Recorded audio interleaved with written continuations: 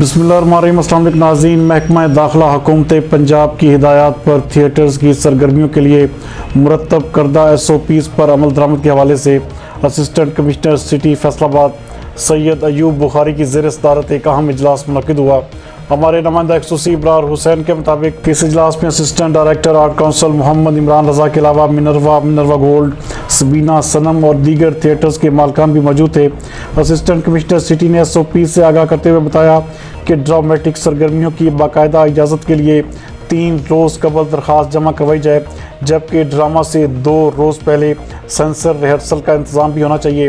انہوں نے بتایا کہ ڈرامیٹک سرگرمیوں کے معینہ اوقات کی پابندی ہر صورت میں کی جائے اور ڈرامہ کی حقیقی پرفارمنس سے ذو معنی غیر اخلاقی گفتگو اور حرکات ہرگز نہیں ہونی چاہیے۔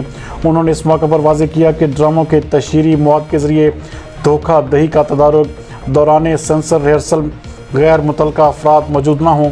انہوں نے کہا کہ وضع کردہ SOPs پر مکمل طور پر عمل درآمد ہونا چاہیے۔